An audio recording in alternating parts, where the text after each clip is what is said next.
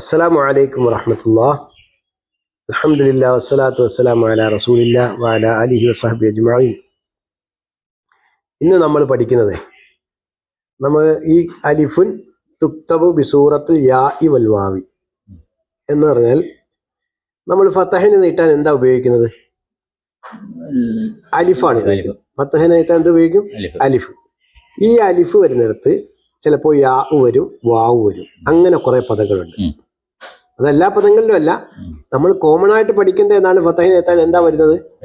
അലിഫാണ്. അപ്പൊ ലാം അലിഫ് ഇട്ടാൽ കണ്ടോ, ലാമും അലിഫും അതെങ്ങനെ പറയും? ആദ്യം ഇതെന്ത് പറയും? ലാ എന്ന് പറയും. എന്ത് പറയും? ലാ. അതേ അക്ഷരം തന്നെയാണ് ഇതും. ലാമും അലിഫും കൂടെ ചേർത്ത് ഇതും ലാ, ഇതും ലാ. കണ്ടോ, നമുക്കങ്ങനെ കുറെ പദങ്ങൾ പഠിക്കാം. എന്താണെന്നറിയാ, ഇത് പലർക്കും ഓതാൻ ചിലപ്പോ സാധിച്ചെന്ന് വരത്തില്ല. കാരണം എന്താ, നമ്മൾ പഠിച്ചിട്ട് ഫതഹിന് നീട്ടാൻ അലിഫ് എന്നുള്ളതാണ് എപ്പോഴും അത് ഓർമ്മയാണ്. ഫതഹിന് നീട്ടാൻ അലിഫ്, കസറിന് നീട്ടാൻ യാ, ലമ്മിന് നീട്ടാൻ വാവ്. പക്ഷെ അലിഫിന്റെ സ്ഥാനത്ത് എന്തൊക്കെ വരാം? യാവും വരാം, യാവും വരാം, വാവും വരാം. അപ്പൊ നമ്മൾ വായിക്കാം. ബിസ്മില്ലാഹിർ റഹ്മാനിർ റഹീം. ഇലാ, അല, അല, ഹത്ത, മത, അവിടെ എല്ലാം യാ വന്നു. ഇനി അടുത്തത് ഉസ്റ, ഉസ്റ, യുസ്റ, യുസ്റ. എങ്ങനെ? കണ്ടോ, യുസ്റ. അവിടെ ഒരു കാര്യം ശ്രദ്ധിച്ചിട്ടുണ്ടോ? ഈ രണ്ട് ഭാഗങ്ങളിലും ആദ്യത്തെ അക്ഷരം ഐനാണ്, ഐന് ലമ്മാണ്. രണ്ടാമത്തെ എന്താണ്? സീനാണ്. സീനിന് സുക്കൂനാണോ ലമ്മാണ്? എന്താ കിടക്കുന്നത്? അല്ല, സീന് സുക്കൂനാണ്. പക്ഷെ സുക്കൂനിന്റെ രൂപം കണ്ടോ? ഇങ്ങനെയാണ് മുസാഹിഫുൽ ഖുർആനിൽ വരുന്ന സുക്കൂൻ. കേട്ടോ, ശ്രദ്ധിച്ചോണം, അതിന് ഓർമ്മപ്പെടുത്തിയതേ ഉള്ളൂ. ഉസ്റ, യുസ്റ, മൂസ. മീമിന് നീട്ടുവാ, മീമിന് ലമ്മ്, ലമ്മിന് നീട്ടാൻ വാവ്, സീന് ഫതഹ്, ഫതഹിന് നീട്ടാൻ ഫതഹിന് നീട്ടാൻ യാ. മൂസ, ഈസ, മൂസ നബി അലൈഹിസ്സലാം, ഈസാ നബി അലൈഹിസ്സലാം, രണ്ട് പ്രവാചകന്മാരുടെ പേരാണ്. അവിടെ ഫതഹിന്റെ സ്ഥാനത്ത് അല്ല അലിഫിന്റെ സ്ഥാനത്ത് എന്ത് വന്നു? യാ വന്നു എല്ലായിടും. അടുത്തത് നമ്മൾ ഖുർആനിലൊക്കെ വന്നു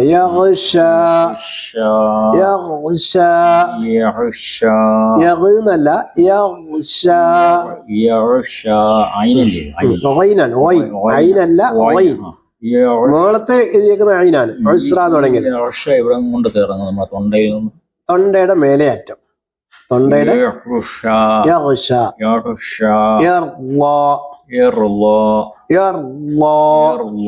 ഇവിടെ നടത്തത് പ്രത്യേകിച്ച് ശ്രദ്ധിക്കേണ്ട അക്ഷരമാണ് ലാദാണ്. ലാദ് പ്രത്യേകിച്ച് നോക്കണം, നമ്മുടെ അണപ്പല്ലുകളിൽ നിന്ന് വരുന്ന അക്ഷരമാണ്. മനസ്സിലായോ? എവിടുന്നാ വരുന്നത്? ലാദ്. അതായത് രണ്ട് അണപ്പല്ലുകളിൽ നിന്ന് വരാം, പക്ഷെ രണ്ടാലൊന്നിലേ നമ്മളെ കൊണ്ട് സാധിക്കത്തുള്ളൂ. നാവിന്റെ അരികു നീളത്തിൽ മേലെ അണപ്പല്ലോട് ചേർത്ത് ഈ അക്ഷരങ്ങളുടെ മഖ്റജുകള് ശ്രദ്ധിച്ചോണം. ലാദ്, തവല്ല, തജല്ല. അവിടെ ഒക്കെ നീട്ടാൻ എന്ത് വന്നു? ഫതഹല്ല, യാ വന്നു. അത് ശ്രദ്ധിക്കണം. എന്താന്ന് പറഞ്ഞാൽ സക്കാ നീട്ടാൻ യാ വന്ന്, പക്ഷെ അവിടെ യാന് പുള്ളി കാണില്ല. ഇവിടെ ഒന്നും പുള്ളിയില്ല. സത്യത്തിൽ യാന് ഒരു രണ്ട് പുള്ളിയുണ്ട്, പക്ഷെ നീട്ടാൻ ഉപയോഗിക്കുന്ന യാകൾക്ക് മിക്കടുത്ത് എന്ത് വരത്തില്ല, യാന് പുള്ളി കാണുന്നത്. അതെ, സക്കാഹ, ജല്ലാഹ, സവ്വാഹ, ദസ്സാഹ, ദസ്സാഹ, സവ്വാഹ, സ്വലാത്തുൻ. കണ്ടോ, ഇവിടെ വാവ് വന്നു. സ്വലാത്തുൻ, സലവാത്തുൻ എന്നല്ല വായിക്കേണ്ടത്, സ്വലാത്തുൻ. സകാത്തുൻ, സകാത്തുൻ, ഹയാത്തുൻ, നജാത്തുൻ. കണ്ടോ, നജവത്തുൻ എന്നല്ല, നജാത്തുൻ. അടുത്തത് ലുഹൻ. ലുഹൻ എഴുതിയപ്പോ എന്തിനാണ് ഇവിടെ ഇങ്ങനെ ലുഹൻ നീട്ടിയില്ലല്ലോ? പക്ഷെ ലുഹൻ എന്ന് പറഞ്ഞപ്പോ എന്തിനാണ്? അതായത് നമ്മൾ പഠിക്കുന്ന ഒരു വിഷയമുണ്ട്. അല്ല, ഈ ലുഹൻ എന്ന് പറയുമ്പോ എന്താണെന്ന് പറഞ്ഞാൽ പറഞ്ഞ് മനസ്സിലാക്കിയിട്ട് പറയണം, അല്ലാതെ നമ്മൾ പെട്ടെന്ന് കയറി പറയണ്ട. ലുഹൻ എന്ന് പറയുമ്പോ തൻവീൻ ഫതഹാണ്. എന്ത് ഫതഹാണ്? തൻവീൻ ഫതഹ്, തൻവീൻ കസർ, തൻവീൻ ലമ്മ്. ഇവിടെ തൻവീൻ ഫതഹിന് എപ്പോഴും സപ്പോർട്ടായിട്ട് ഒരു അലിഫ് വരാറുണ്ട്. അവിടെ ഒരു അലിഫ് വരാറുണ്ട്. പക്ഷെ ആ അലിഫിന്റെ സ്ഥാനത്താണ് എന്ത് വന്നത്? യാ വന്നത്. അതുകൊണ്ടാണ് ലുഹൻ. കണ്ടോ? ലുഹൻ. ഹുദൻ. ഹുദൻ. ഫതൻ. ഹുദൻ അല്ലെങ്കിൽ ഒരു പത്ത് മാത്രമാണ് ഹുദായെ വരുത്തുള്ളൂ. അതെ അതെ, ഹുദൻ. അടുത്തത് ഫതൻ. മസുവൻ. ഇവിടൊക്കെ നിർത്തേണ്ട എന്തിന്റെ മേലാണെന്നല്ലയോ? ഫതഹിന്റെ മേലാണ് നിർത്തേണ്ടത്. ഹുദാ, ലുഹ. ലുഹന്ന് നിർത്തേണ്ടി വന്നാൽ വേദയാണ്. അല്ല, എന്നാലും ലുഹാന്ന് നിർത്തും. തൻവീൻ ഫതഹിന്റെ മുകളിൽ നിർത്തുമ്പോൾ അലിഫിലാണ് നിർത്തുന്നതെന്ന് പറഞ്ഞതേ ഉള്ളൂ. ഫതൻ, ഫത എന്ന നിർത്തേണ്ടി വന്നാൽ അവിടെ അങ്ങനെ വേറെ വാക്കുകൾ വരുന്നുണ്ട്. അപ്പൊ ഇത് മസുവൻ അല്ല, അത് നിർത്തന്നെ വായിക്കേണ്ടത് മസുവന്ന് തന്നെ. അതാണ് ഇപ്പൊ നിർത്തുന്ന വിഷയം അല്ല നമ്മളിപ്പോ കൂടെ ഉള്ളത്.